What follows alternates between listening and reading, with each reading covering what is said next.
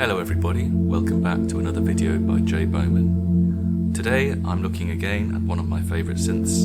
This is the Kodamo Mask1, and I don't really have a plan for this video. I'm just going to turn on the Mask1 and see where we go from there.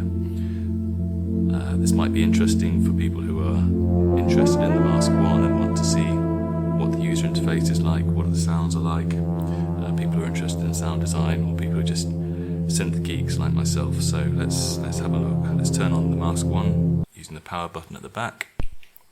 You'll see there it turns on almost instantly, which is nice. So I think when you first get the Mask1 and you turn it on, you'll probably be loading up this patch P0.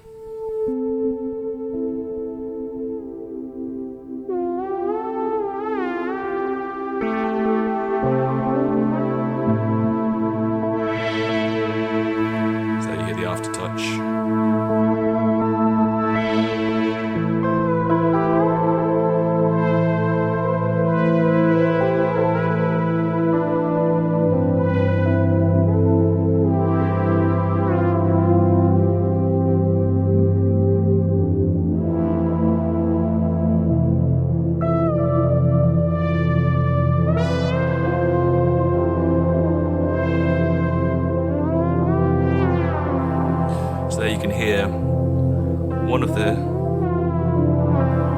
unique features of this synth are the different playing modes. So if I go into general, this is para slur. So rather than each note having its own envelope, notes will have their own envelope if they are a certain distance apart on the keyboard. But you can still use it kind of monophonically to slur like that.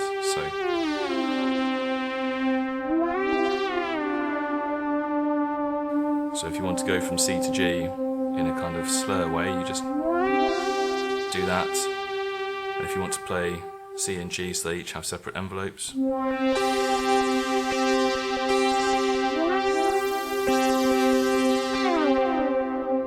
so yeah, there are lots of different playing modes like that, and that's one of the interesting and unique features of this synth. It's not a feature I use particularly myself. I've never got my head round that different playing styles. Instead, I think my favourite thing about this synth is the way it sounds, rather than the way it plays. The keyboard is very nice. It has channel aftertouch, not poly aftertouch. So that's quite subtle. If you can just hear that in the background,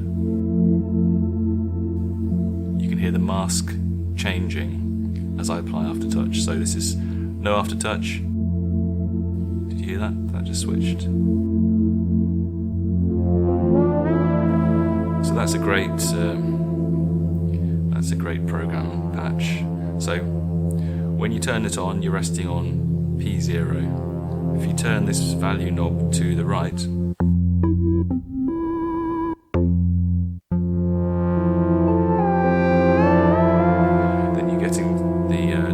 patches that come with the Mask1, which are excellent. I just don't tend to use default patches which come with synths because I enjoy making my own sounds so much, but these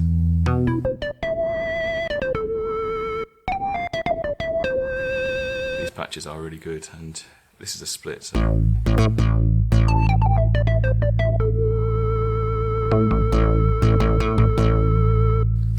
So yeah, let's use this patch, which is a split patch, to show how the splits work. So the name that's showing there, P025 Love, is the name of the split patch.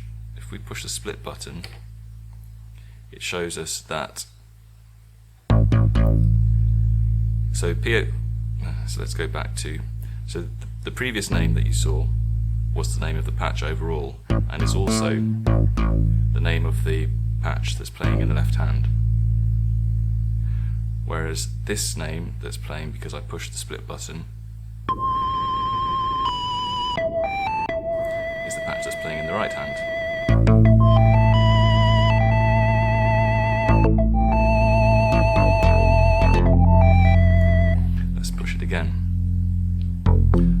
we can adjust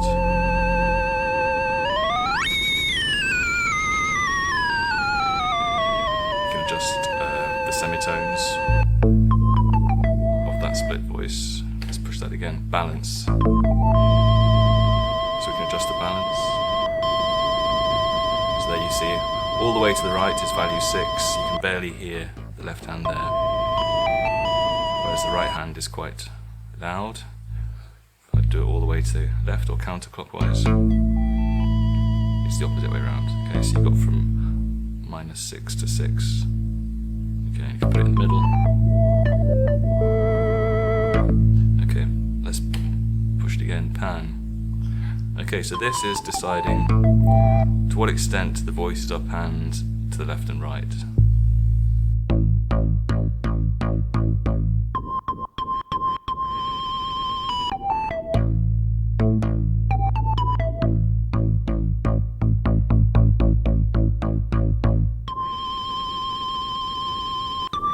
So here you can hear 7, the split voice is all the way in the right channel, pretty much, and the bass is all the way in the left channel.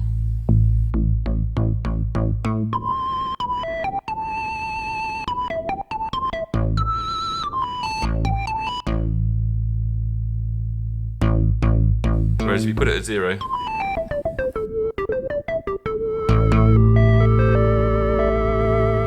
voices are playing straight down the middle.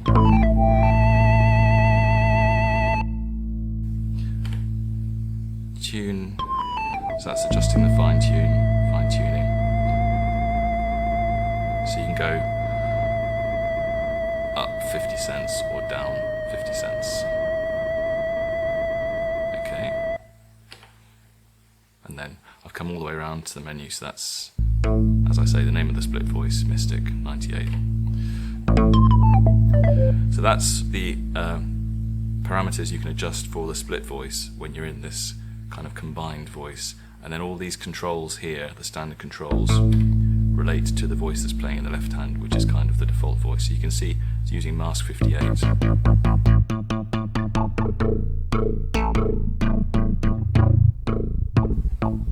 Anyway, that's probably enough about that voice.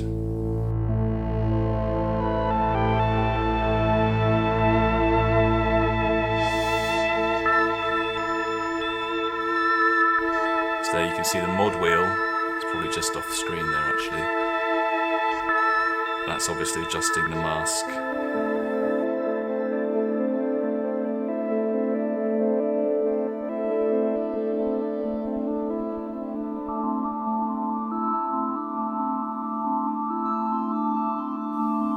So I'm just adjusting the mod wheel, going through the masks there.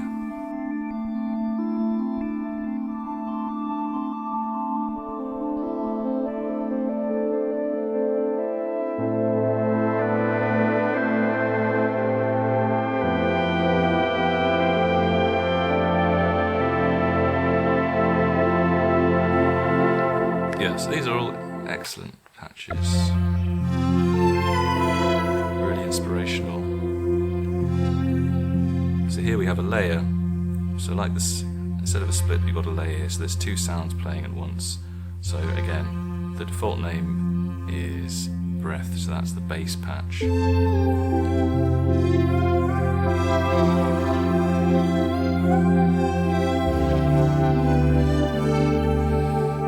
Layer again, and that tells you the name of the layer patch, number 73 Oquire, and then if you go through the parameters here, you have similar parameters to the ones we saw in the split menu. So we've got semi, so I could raise.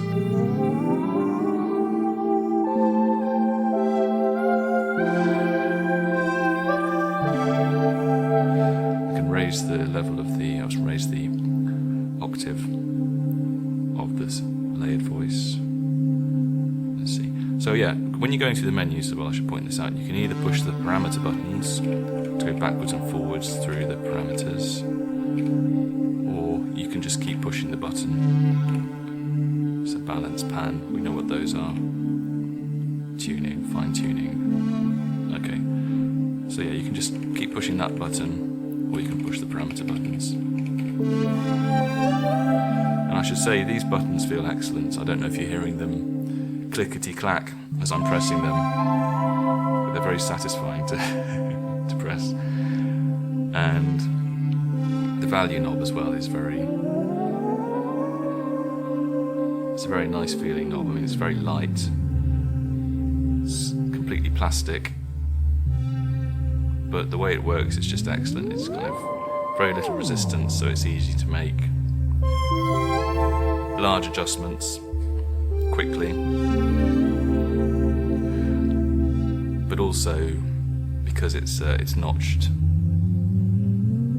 you can also make precise adjustments pretty easily as well.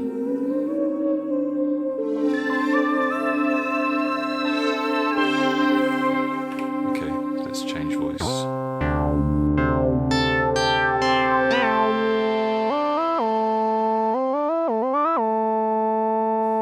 Polymono. So here you can hear there's another one of those playing styles. So there, when the distance between one note and the next is a semitone, or possibly two semitones.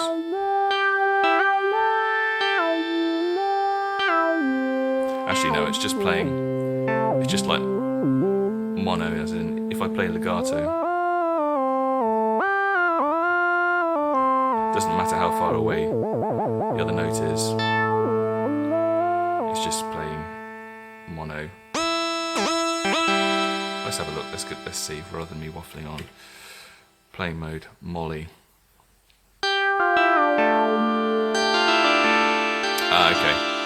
So this is where the release tail of each note can ring out, like in a poly voice. But also if you play it in a legato style, then the release tail does not ring out, so that's what's happening there. As I say, I don't tend to use the different voices or the playing styles.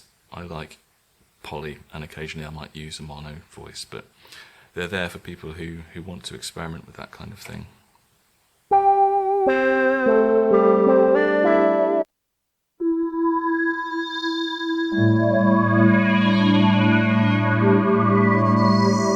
So this voice is called PPG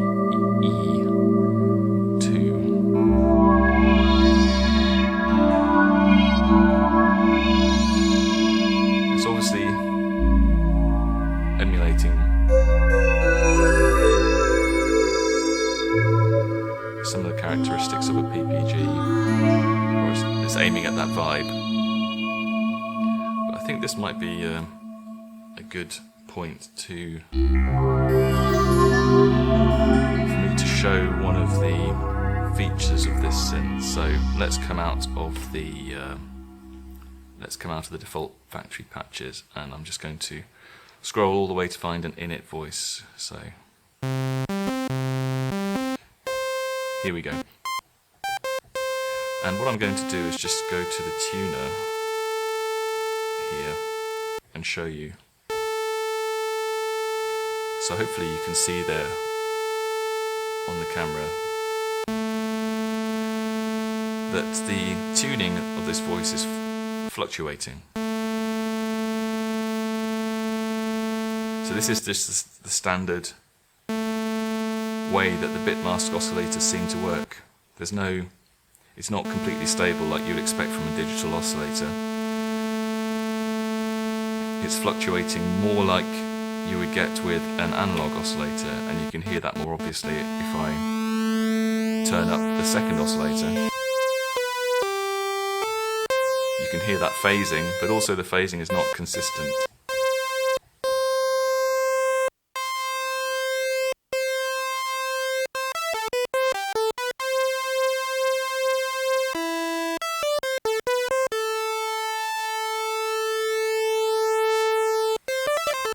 So that's just one of the features of this synth. It's like a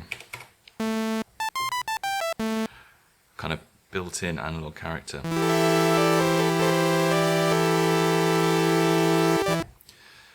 Right, let's come up with some let's experiment with the bit masks.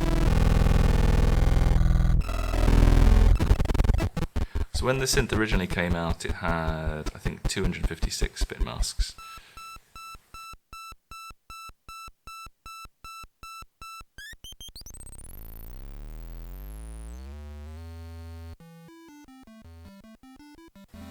So you can hear how quiet that mask is compared to others. And that's one of the features of this as well, that it seems like batches of 16 masks tend to have the same register. But then when you go up to the next batch of 16, you might need to raise the register because the bit mask tends to sound an octave lower.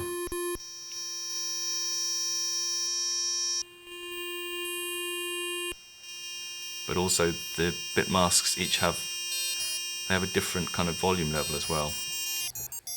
And you can play with that a bit sometimes in the sound design, in that when you go through bit masks, it's not like, in my experience, wavetable synths, the waves in the table tend to be at the same amplitude and the same pitch, broadly.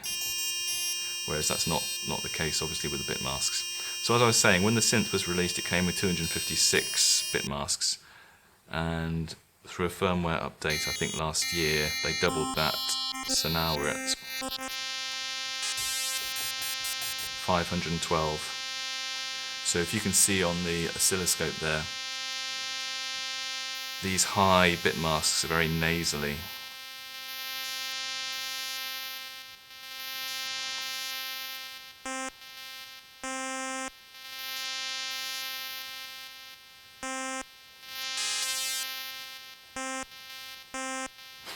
Okay, so there's a few ways of manipulating the bit masks or moving through them, apart from just using the knob as I was there. You've got the delta envelopes within each oscillator, which can loop.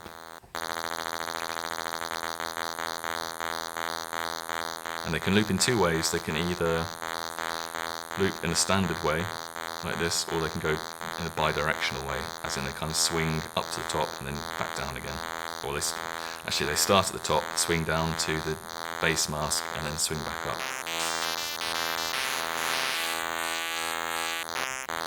So that's one way of manipulating them. You've also got the LFOs, which can also manipulate mask position. So we're in a sine wave here. Let's see what happens if we turn the speed down a bit.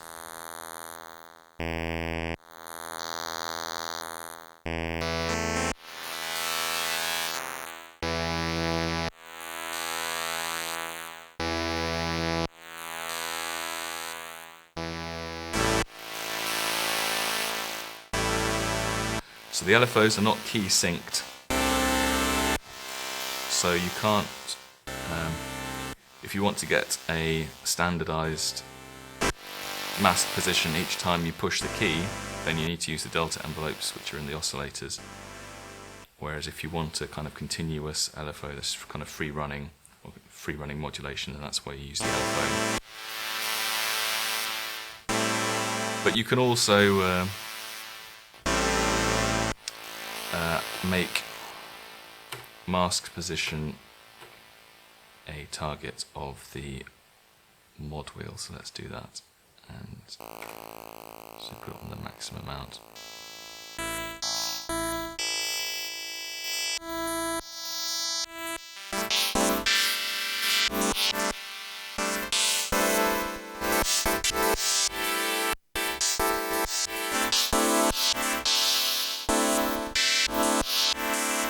It's quite a distinctive sound. This is what I'm saying, it's not quite like a wavetable. You might say it's like wave sequencing, possibly.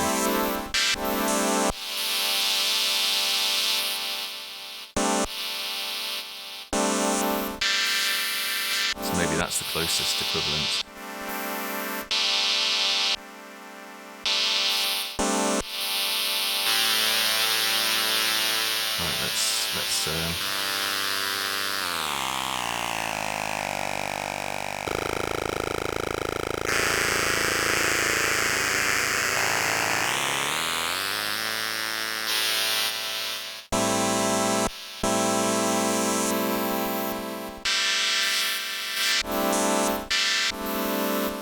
See that change? That's quite nice.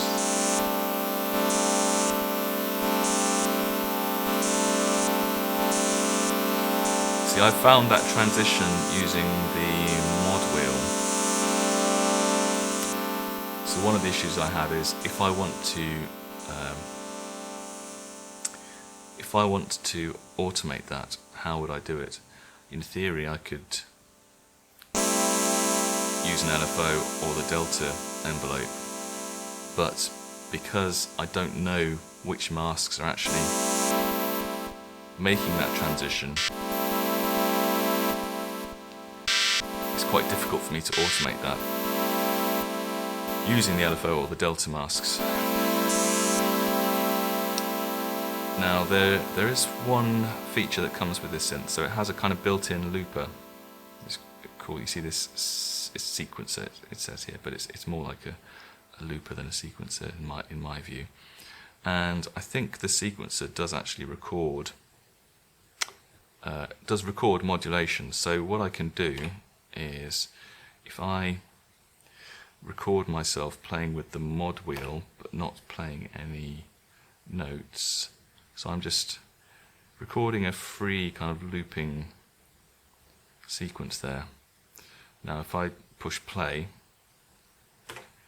that should just be playing in the background.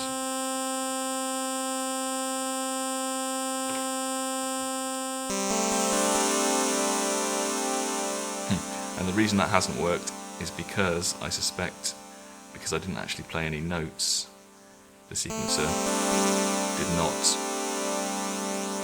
actually record anything. So let's try it again, but what I'll do is I'll just play one note and then manipulate the mod wheel.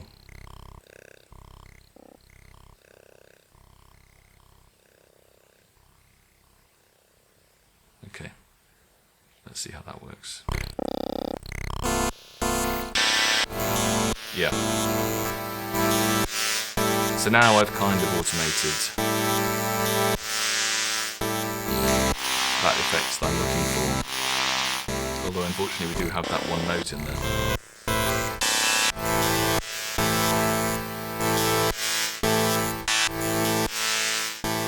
Okay, let's stop that.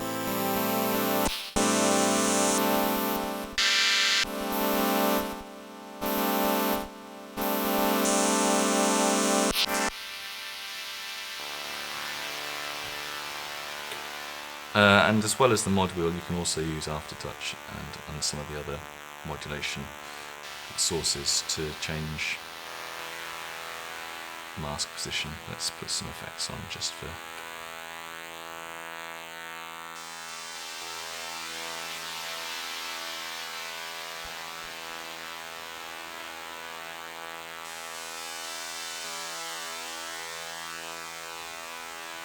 And let's come back down through the masks.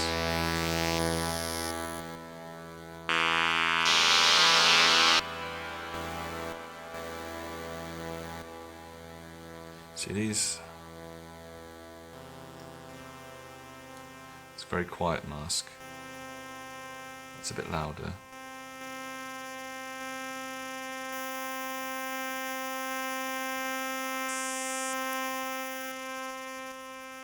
So when we go from 480 up to 487, we get a kind of change in volume and presumably also a change in timbre. So let's try that. So we go going up 7. So yeah, you can hear that's kind of change in volume.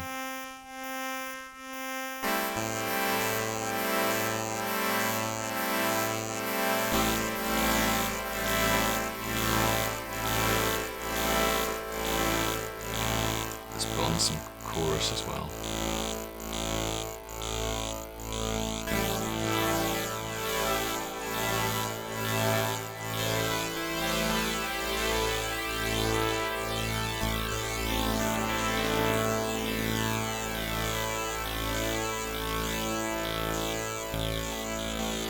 Let's try some filter on that.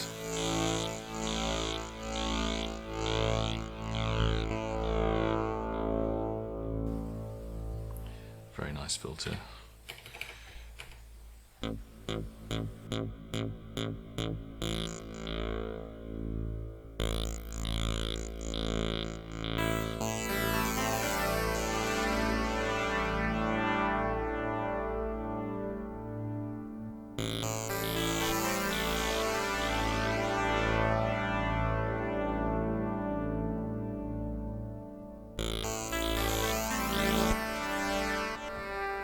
Oh, there's no release. Let's put a bit of release. Okay, and let's try a bit of resonance.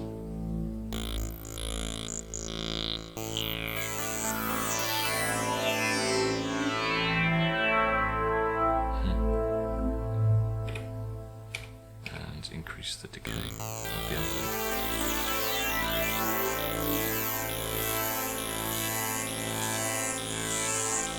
Too slow.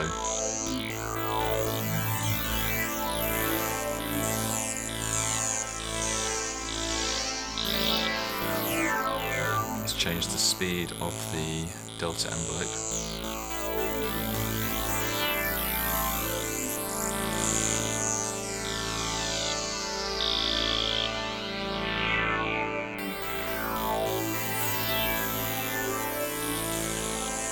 So hopefully you can see how between the bit mask and the filter you can quite easily and quickly get interesting sounds going.